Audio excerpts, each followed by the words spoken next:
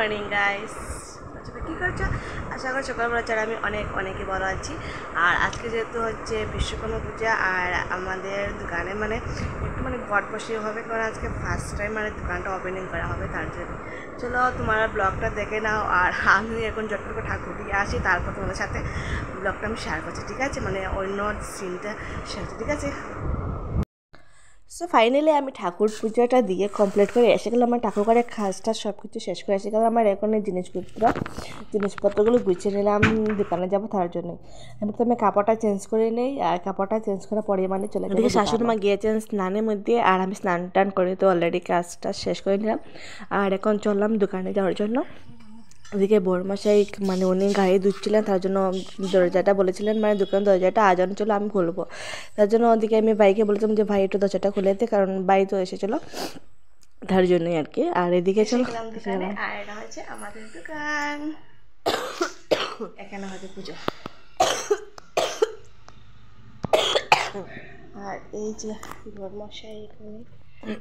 আমার এত কাশি উঠেছে কি যে বলবো, আমি বয়সটা দিতেই পারছি না, এত কাশি উঠে যায় না, হঠাৎ করে এত কাশি উঠে যায়। আর এখানে দেখতে পাচ্ছ বড়মশাই এখানে বসে বসে না, গাড়িগুলো ধুচ্ছিলেন আর কি। আর এটা হচ্ছে আমাদের দোকান। সো এখানে মালপত্র সব কিছু জিনিসপত্র রাখা আছে। আর এখন আমি একটু হেল্প করে দিই ওনাকে, কেন কালকে থেকে কাজটা একাই করছেন আমার শাশুড়ি মা, আমার বর। আমি তো আসতে পারছিলাম না, তার জন্য যেহেতু আজকে কাজ অলরেডি কমপ্লিট, আমি একটু গড়গুলো মুছিয়ে দিই তাড়াতাড়ি চটপট করে। এদিকে আমি স্নান টান করে এসে ঠাকুর যেখানে গড় বসানো হবে আর কি, এই জায়গাটা একটু মুছিয়ে দিলাম। আর এদিকে আমি সব জিনিসপত্র বুঝলাম, শাশুড়ি মা এসে ফলগুলো কাটাকাটি করবে আর কি, উনি রেডি করবেন সব কিছু। দোকানটা ভিডিও করছে। আর গাড়ি তো আগেরই ছিল, বাট বিশ্বকর্মা পুজো হয় না, উনি চাঁদা দিয়ে দিন, অনেক বাসাতে পূজা হয়, সবার জন্য পূজা হয়, এই জায়গার মধ্যে দিয়ে দিন আর কি। আর এবার যেহেতু আমাদের ওখানেই হচ্ছে পুজো, না যেহেতু গড় দিয়েই হচ্ছে, সবাই বলে নাকি যে মঠ থেকে ঘটের ব্রতটা ইম্পর্ট্যান্ট, তার জন্যে আর কি গড় দিয়ে পূজাটা হবে।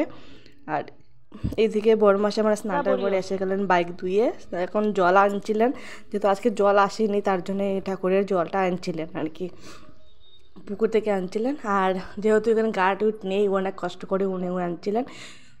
এদিকে আমার শাশুড়ি মা এসে ফলগুলো, আর এইদিকে আমার কাকা শ্বশুর আর আমার ভাই মিলে দোকানের ওই যে আম পাতাগুলো লাগানো হয় না, এইসব লাগাচ্ছিলেন আর কি।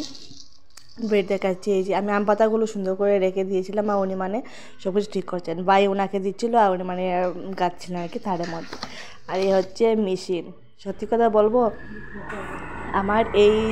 আমার বিয়ের পরই অনেক ভীষণ শখ ছিল যে আমার বরের নিজের দোকান হোক, কিংবা নিজে একটা দোকান হোক, এটাই আমি চেয়েছিলাম আর কি। আজকে যেহেতু আমার, সত্যি কথা বলবো, আমার একটা হয়তো ছোটো একটা স্বপ্ন পূরণ হয়েছে। উনি ব্যাংকে রিকভারি করতেন, তারপর মাছের বিজনেস, সুপার বিজনেস, ওরাই সব কিছু করতেন আর কি। তারপরে আমি ফোর্স করেছিলাম যে একটা দোকান খোলার জন্য আর কি। আচ্ছা যাই হোক, কম্পিউটার ঠিক করে দিচ্ছেন, ঠিক করে বলতে সেট করে সব কিছু ঠিক করে দিচ্ছেন। উনি হচ্ছেন আমাকেই বলবো, আমি ওনাকে রাখে চিনি না, দাদা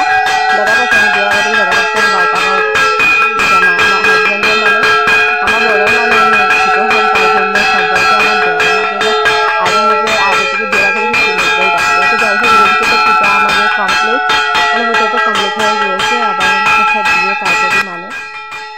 ঘরে চলে যাবো। আর ওইদিকে দোকানটা ঠিক করা হচ্ছে, দোকান ঠিক করা আজকে অনেক দিন থেকেই কাজ হচ্ছে দোকানের মধ্যে, বাট কারেন্টটা লাগানো হয়নি, তাদের আগে কারেন্ট লাগানো হচ্ছে। আর এদিকে উনি কম্পিউটারটা ঠিক করে দিচ্ছে, কীরকম কী না সেটা ঠিক করে দিচ্ছিলেন আর কি।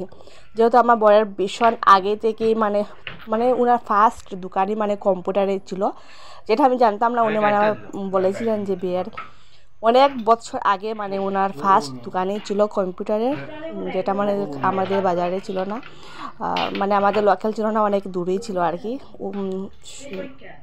তার জন্যই আর কি এটা ছেড়ে এসে তারপরে বিজনেসে লেগেছিলেন। আর এখন যেটা হচ্ছে, এটা তো আমাদের নিজের দোকান, নিজেরই সব কিছু আর কি। আচ্ছা যাই হোক, এইদিকে তো কম্পিউটারটা অলরেডি সেট করা হয়ে গিয়েছে। আর এখন আমি ভাবি কী করি কী না। এদিকে আমার পূজা করাও কমপ্লিট, আমাদের পূজাটা কমপ্লিট। এখন প্রসাদগুলো দিয়ে, তোমরা তো আগে থেকে জানো যে আমার পূজা টুজা করার পর খিচুড়ি খেতে অনেক ভীষণ ভালো লাগে, বাট কী করে আজকে খিচুড়ি হবে না, কেননা সামনে বাসায় অনেক সুন্দর করে পূজা হচ্ছে, যেহেতু এদিকে আমাদের চাঁদাটাও দেওয়া হয়ে গেছে আর কি ওদের বাসাতে, যেহেতু ওদের বাসা থেকে প্রসাদ আসবে আর আমার শাশুড়ি মা গিয়ে খিচুড়িটা নিয়ে আসবেন, আর তার জন্য মানে খিচুড়ি রান্না হবে না। আর আমার বড় অত বেশি মানে খিচুড়ি খেতে ভালোবাসেন না। আচ্ছা যাই হোক, গড়কে দেখে কী রান্না করব কী না প্রথমে। আর এইদিকে আমি পুজোটা তো কমপ্লিট, আর এদিকে তো বাইকে পুজোটাও হয়ে গিয়েছিলো।